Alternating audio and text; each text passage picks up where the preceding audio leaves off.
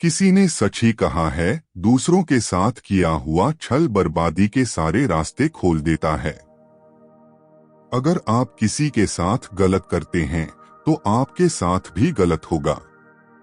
उस समय यह बात हमें समझ नहीं आती है, लेकिन देर से ही सही कर्मों की सजा जरूर मिलती है। आप इससे कभी बच नहीं सकते। जो आपने किया है उसका अंजाम आपको हर हाल में भोगना ही पड़ेगा। और यह कहावत कितना सही है, यह हम इस कहानी के द्वारा समझेंगे। जब गौतम बुद्ध एक सभा कर रहे थे, तभी एक व्यक्ति ने उनसे पूछा, हे बुद्ध, कर्मों का फल कैसे मिलता है? अगर बुरे कर्मों का फल मिलता है तो अच्छे कर्म कैसे किए जाते हैं? गौतम बुद्ध ने कहा, मैं तुम्हें एक कहानी सुनाता हूं, तुम इसे ध्यान से सुनो। महात्मा बुद्ध अब अपनी कहानी की शुरुआत की। बहुत समय पहले की बात है। रामू और श्यामू नाम के दो भाई एक गांव में रहते थे। श्यामू अक्सर रामू को देखकर जलता था, क्योंकि रामू स्वभाव से बहुत अच्छा था। उसके दिल में सबके लिए दया और आदर भाव था। श्यामू का स्वभाव ऐसा था कि उसके दिल में दूसरों के लिए कोई दया नहीं था। वह हमेशा दूसरों का अनादर करता और नुकसान पहुंचाते रहता था। धीरे धीरे काफी वक्त गुजर गया। रामू श्यामू के माँ बाप इस दुनिया में नहीं रहे। रामू ने खूब अच्छे से उनका अंतिम संस्कार किया। वह गांव वालों को भोजन के लिए आमंत्रित किया और ब्राह्मणों को दान दक्षिणा देकर विदा किया। वह हर साल अपने माता पिता की बरसी पर ब्राह्मणों को भोजन कराता और दान देता। यह सब चीजें श्यामू को पसंद नहीं आती थी और वह रामू से जलते रहता था। एक बार अपने माता पिता की बरसी पर रामू ने अपने राज्य के राजा को आदर सत्कार के साथ बुलाया और राजा के सामने ब्राह्मणों और पूरे गांव को खाना खिलाया। ब्राह्मणों को दान भी दिया ताकि उसके माता पिता स्वर्ग में खुश रह सकें। तभी राजा ने श्यामू से पूछा, तुम्हारा भाई तुम्हारे माता पिता के लिए इतना कुछ करता है, तुम ऐसा क्यों नहीं करते हो? क्या तुम्हें यह समझ नहीं आता कि तुम भी अपने माता पिता के लिए कुछ कर सकते हो?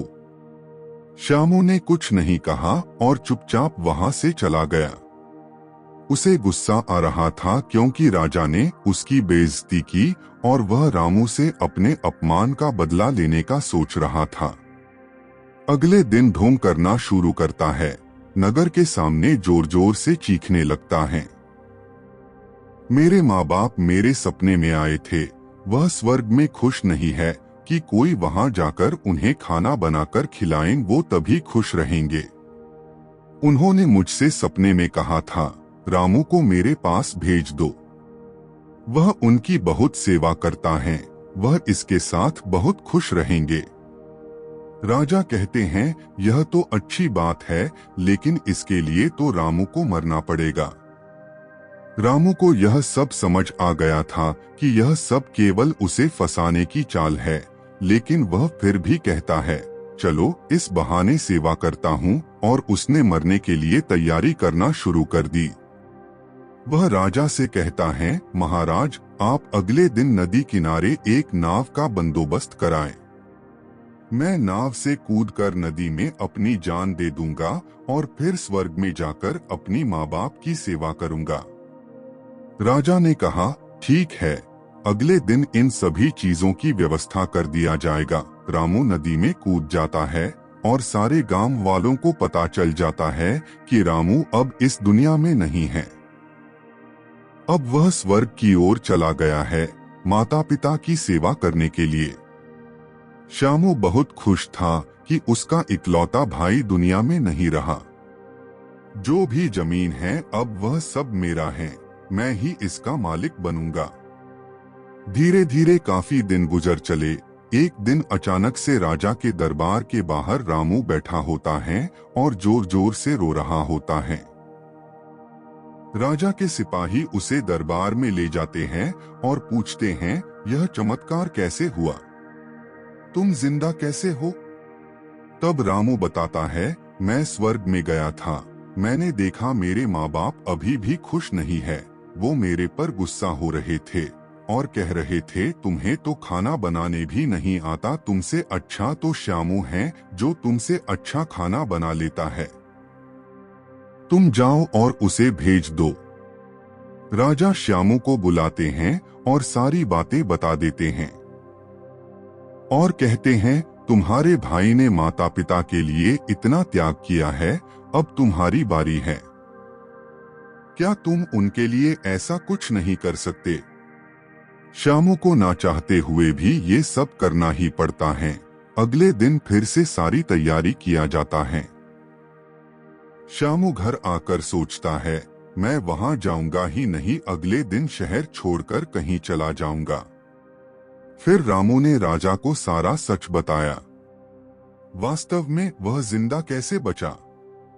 उसने पहले ही मछुआरे से बात कर ली थी जिससे उसकी जान बची और वह 1 महीने तक नगर से दूर रहा था। फिर सही समय पर राज्य में लौट आया। वह यह सब केवल इसलिए किया क्योंकि वह श्यामू को एक सबक सिखाना चाहता था। इधर श्यामू शहर छोड़कर जाने का योजना बना चुका था। अपने योजना के अनुसार वह रात के अंधेरे में ही घर छोड़कर भाग जाता है। वह घर छोड़कर कुछ दूर गया ही था कि तभी राजा के 2 सैनिकों की नजर उस पर पड़ती है और उसे रोकने की प्रयत्न करते हैं। श्यामू और सैनिकों के मध्य हाथापाई और लड़ाई शुरू हो जाती है। श्यामू गुस्से में आकर एक सैनिक के सिर पर पत्थर से मारता है। सिर पर चोट लगने से उसकी मौत हो जाती है। यह सारी बातें जब राजा को पता चलती हैं, वह श्यामू को माफ करने वाले ही थे। अब वह और गुस्सा हो जाते हैं श्यामू पर और क्रोध में आकर मृत्युदंड सुना देते हैं। अगली सुबह उसे नाव से धक्का देकर मारने का आदेश जारी कर दिया जाता है। उसको उस आखिरी समय पर अपनी गलती का एहसास होता है कि जिंदगी के अंतिम वक्त में भी उसने लोगों का बुरा ही किया। उसे भी अपने जीवन के आखिरी पलों में गलती का एहसास होता है।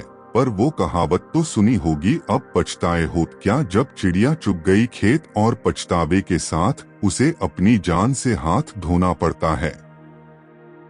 कहानी खत्म होने पर गौतम बुद्ध उस व्यक्ति को समझाते हैं, कर्मों का फल ऐसा ही होता है।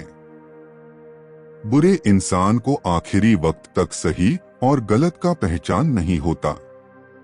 जिंदगी ऐसे ही नहीं चलती।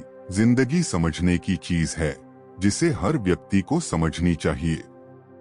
फिर महात्मा बुद्ध ने बोला, अच्छे कर्म को बनाने से पहले हमें इस बात पर ध्यान देने की जरूरत है कि आखिर अच्छे कर्म बनने का पहला पड़ाव क्या है। मनुष्य के द्वारा किए जाने वाले सभी कर्म उसके विचारों से बनते हैं। हमारी सकारात्मक या नकारात्मक सोच विचारों को जन्म देती हैं और वही विचार कर्म बनाते हैं। इस तरह सोच सकारात्मक होने पर ही अच्छे कर्मों का निर्माण हो सकता है। फिर उस व्यक्ति ने पूछा, पाप का फल कब मिलता है? तब महात्मा बुद्ध ने कहा, पाप का फल किए गए कर्म पर निर्भर करता है।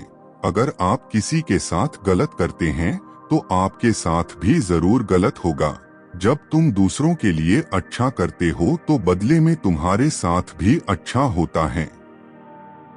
जब तुम किसी दूसरे का बुरा करते हो और तुम्हें लगता है कि तुम्हारे साथ बुरा नहीं होगा, यह भी हो सकता है उस वक्त तुम्हारे साथ कुछ बुरा ना भी हो, लेकिन कभी न कभी इसका हर्जाना तुम्हें भुगतना ही पड़ता है। इसलिए तुम्हें किसी के साथ बुरा करने का कोई अधिकार नहीं है, क्योंकि कर्मों का फल कभी न कभी मिलता जरूर है। इस कहानी से हमें यह शिक्षा मिलती है कि हमारे कर्मों का फल हमेशा हमारे साथ रहता है। अच्छे कर्म हमें सुख और शांति देते हैं, जबकि बुरे कर्म हमें पछतावा और दुख देते हैं।